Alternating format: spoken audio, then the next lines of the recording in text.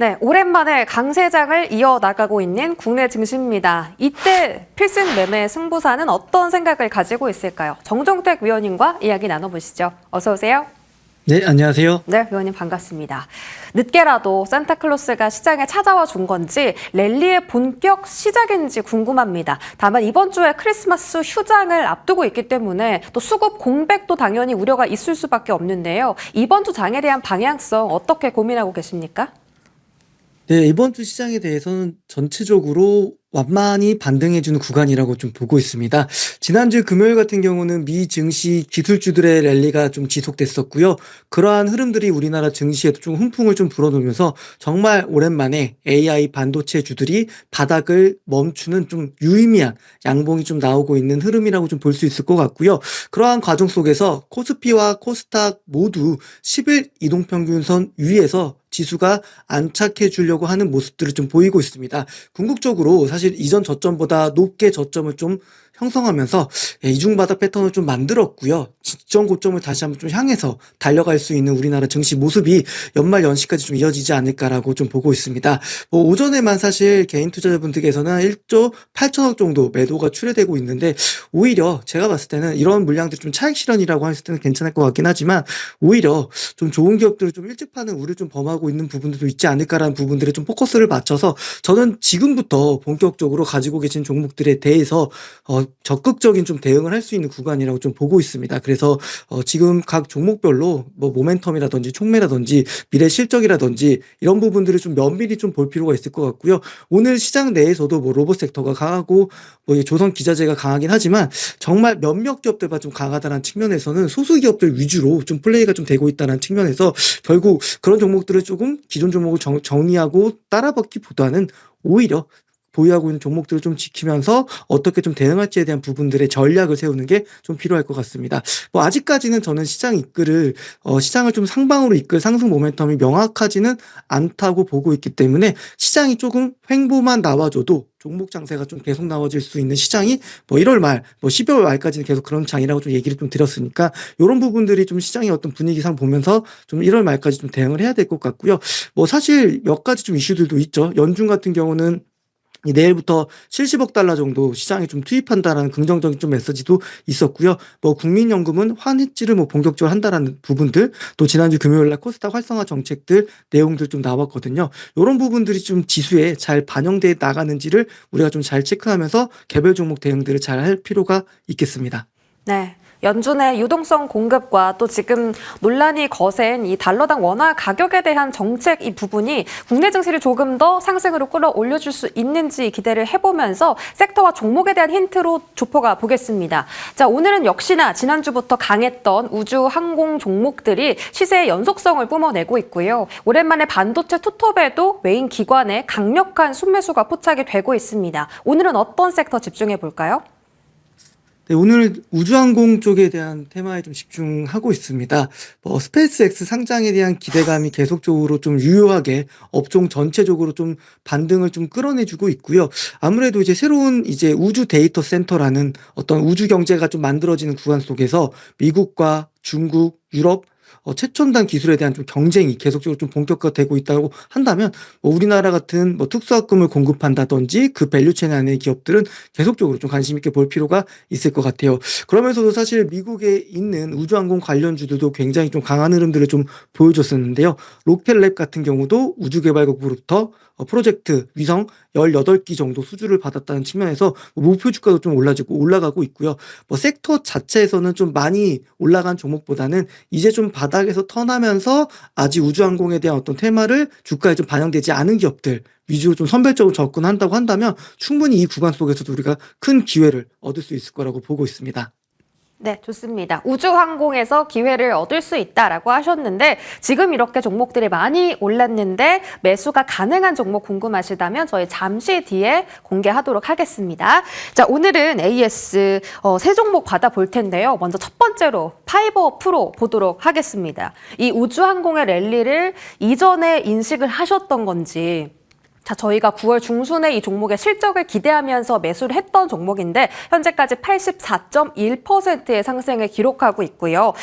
지난주 금요일에 목표 주가를 10,000원으로 상향해 주셨거든요. 오늘 장중 24% 슈팅하면서 11,700원까지 주가 터치가 나왔습니다. 4차 목표가 있을까요? 자, 다음은 한라 IMS입니다. 오늘 오랜만에 조선 기자재 종목들이 부각을 받고 있어요. 지난주 금요일에 강한 거래량과 함께 2만 원 돌파 터치했지만 아쉽게 상승분 반납했습니다. 자, 추가적으로 상승 다시 한번 시도 가능할지도 설명해 주시고요. 12월 16일에 마이크로 디지털도 공략을 했습니다. 이 종목 셀트리온과 관련해서 제약 바이오 섹터 종목으로 이제 공략을 했던 건데 현재까지 목표가 달성도 일주일 만에 도달을 했고요. 추가적인 상승이 가능할까요? 세 종목 리뷰해 주시죠. 네, 이제 첫 번째 파이버 프로 리뷰 드리겠습니다. 당시에 좀 접근했던 포인트는 뭐 방산 쪽에 대한 기대감들, 3분기 숫자에 대한 기대감들, 수주 정보가 좋기 때문에 숫자가 기대해 볼 수 있다는 측면에서 좀 접근을 했었는데요. 사실 그 뒤로 시장에 좀 관심을 갖지 못하고 있다가 최근 들어서 보시면 주가 움직임을 좀 본다면 방산이라든지 우주항공 모멘텀들이 붙으면서 주가가 좀 강하게 치고 가고 있습니다.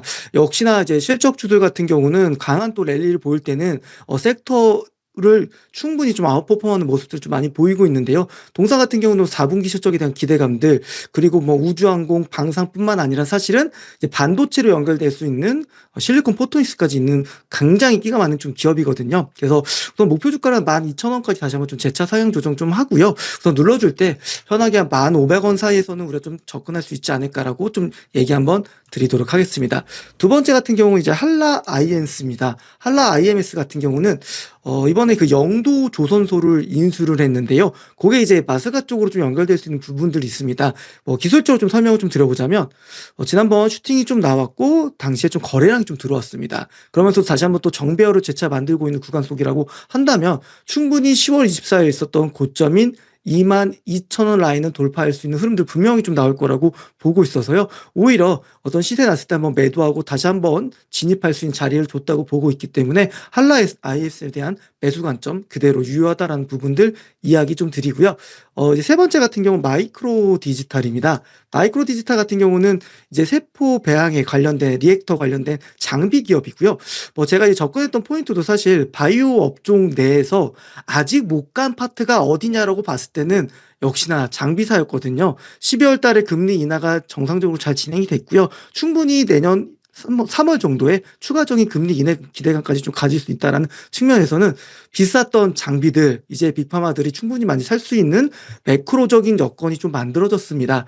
기술적으로 좀 보면서 이제 첫 번째 바닥에서 거래량이 들어올 때 시점에서 저희가 좀 방송에서 좀 공략주로 제시를 드렸었고요. 그 뒤로 계속적인 거래량들이 좀 들어오면서 장기 평선까지 좋은 기술적 반등이 나왔습니다. 지금까지가 기술적 반등이었다면 앞으로는 이 동사가 장비를 납품하는 과정 속에서 셀트리온과 계약도 있었고요. 이제 시작이거든요. 그래서 세계적인 협력사들과도 같이 협업을 하고 있기 때문에 동사 같은 경우는 목표 주가를 다시 한번 11,500원까지 좀 상향 조정하도록 하겠습니다.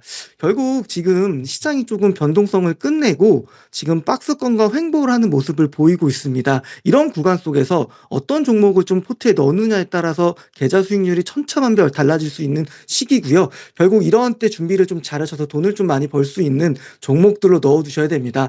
결국 그런 부분들 처음부터 좀 찾기 쉽지 않거든요. 제가 노란톡에도 오늘 종목 하나 좀 공개해 드릴 테니까요. 편하게 좀 들어오시면 되는데 카메라 앱 실행하셔서 갖다 대시면 들어오실 수 있습니다. 네, 이렇게 크게 갈 종목들을 정말 바닥에서 미리미리 알려주시는 그런 전략을 또 세워주시는데요. 궁금하신 분들은 정종택 위원님과 방송 외에도 만나보시길 바라겠고요. 파이버 프로는 4차 목표가 12,000원, 마이크로 디지털은 2차 목표가 11,500원 체크 도와드리겠습니다.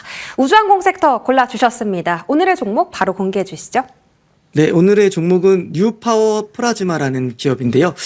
사실 본업은 이제 반도체와 디스플레이 쪽에 관련된 RPS를 좀 공급하고 있는 회사입니다. 그리고 뭐 신제품도 지금 글로벌 장비사와 고객사와 좀 평가 중에 있고요. 하지만 동사가 보유하고 있는 자회사 스페이스 프로에 대해서 우리 좀 주목해 볼 필요가 있는데요. 우주 방산 관련된 기업들한테 유리, 탄소, 섬유를 공급하고 있다라는 모멘텀들 좀 주가에 이제부터 좀 반영되고 있습니다. 바닥권에서 거래량 들어오면서 유의미한 좀 양봉이 나오고 있는데요. 주가 흐름을 좀 보면요. 장기평선 재차 좀 돌파하면서 좀 정배열들을 이제 단기평선이 중기평선과 장기평선 돌파하면서 정배열을 조금씩 만들어갈 수 있는 구간이 초입이라고 보고 있습니다. 그래서 뉴파워 플라즈마를 좀 오늘 준비를 좀 했고요. 오늘 뭐 장대 양봉이 좀 나온다면 내일 뭐 장 초반에 조금 차익 실현 매물 나올 텐데 그럴 때 좀 1, 2% 조정 나올 때 들어가는 것도 무리 없다고 보고 있습니다. 가격 전략 이야기 드리면요. 목표가는 6,260원 정도 제시 드리고요. 손절가는 5,000원으로 얘기 드리도록 하겠습니다.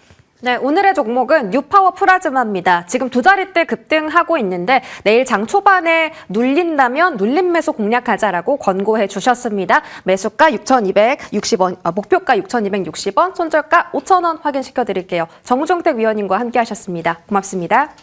감사합니다.